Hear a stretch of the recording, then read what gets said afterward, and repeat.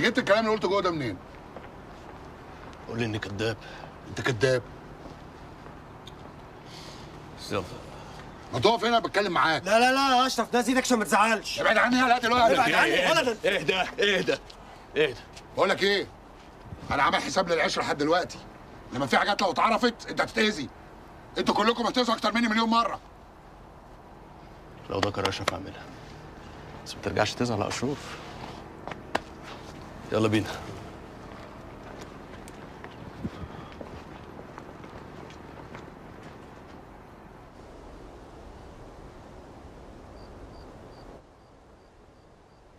في الوقت ده كنت منفصلة تماما عن كل حاجة بتحصل في حياتي العادية.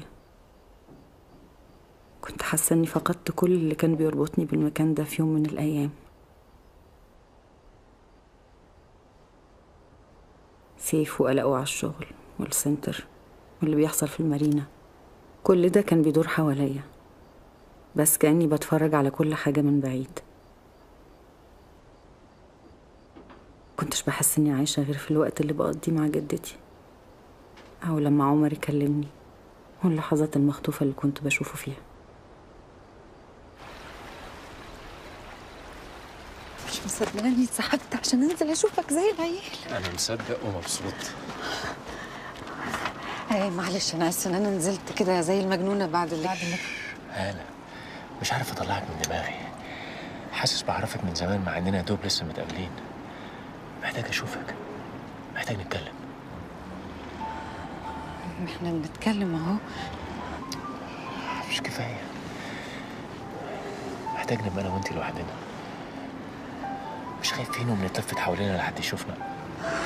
معرفش يا عمو، مش عارفه. نروح القصير؟ نفسي اروح من زمان. هنروح بالنهار ونرجع سوا بالليل.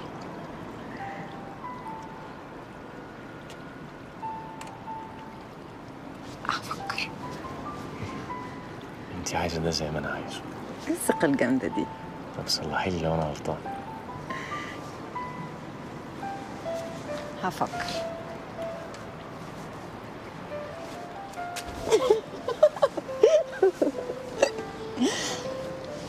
هفكر. يوم الأربعاء. هفكر.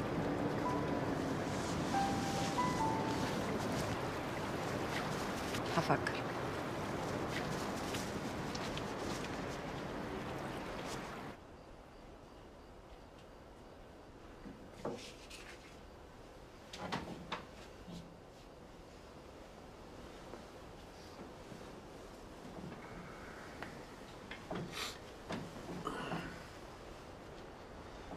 كنت فين؟ كنت بشرب ميه. ايه هو مفيش ميه هنا؟ مش ساقعه. طب ما تجيبي شويه.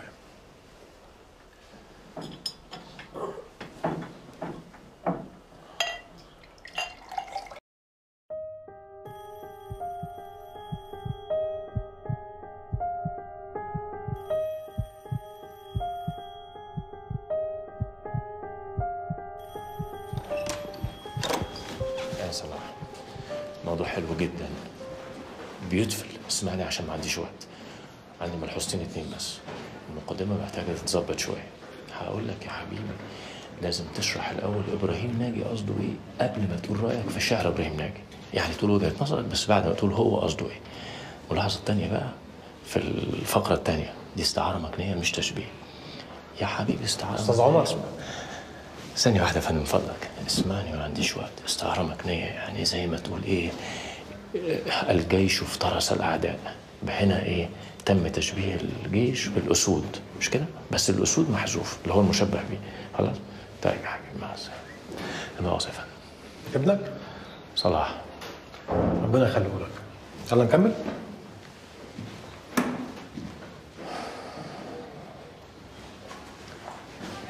اشكرك.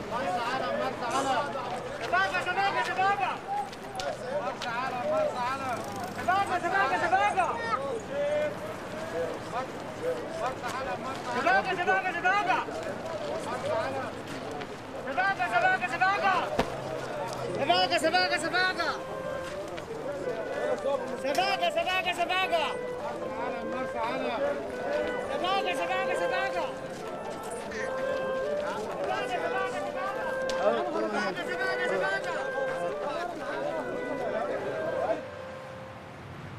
عمر عامل ايه؟ زمانه كبر دلوقتي صح؟ حبيبي بقى عنده 8 سنين، بس من ساعة ما رجعوا القاهرة بقيت أشوفه بصعوبة. ايوه بس القعدة هنا هتبقى صعبة لوحدك، مش بتفكري تنقلي هناك؟ والله يا ابني بيتحايل عليا، بس لا ما أقدرش. في السن ده صعب الواحد يغير عيشته وحياته.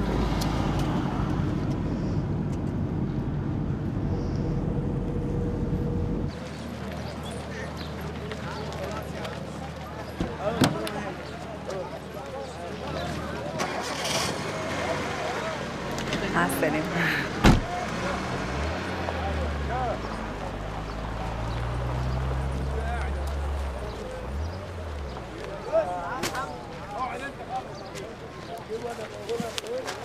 ابنها اسمه عمر.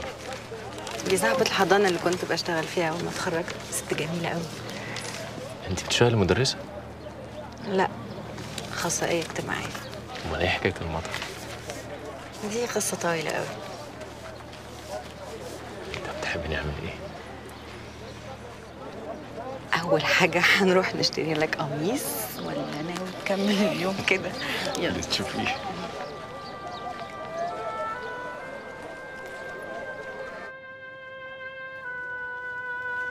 قولي بقى. بص لي دي. لا طيب ولا دي؟ دي لو سمحتي. ايوه. في مرايه هنا؟ يا فندم جوه في البروفه. تمام.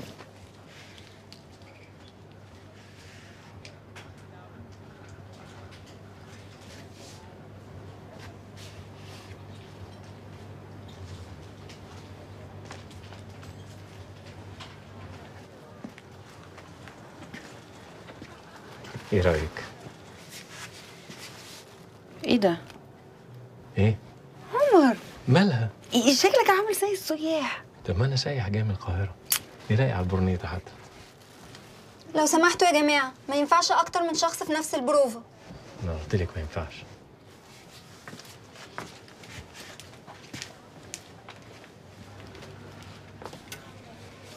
خد ده وسيب اللي في ايدك يا دكتور، لايق عليك.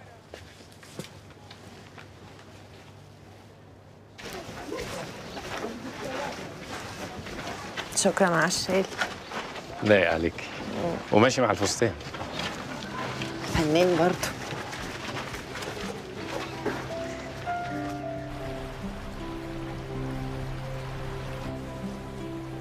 انت عارفه ان احنا هنا قريبين من القلعه وممكن ناخد تاكسي من بره. انا جعانه. وانا كمان. يلا بينا، هنلاقي اي مكان واحنا ماشيين. اتفضل.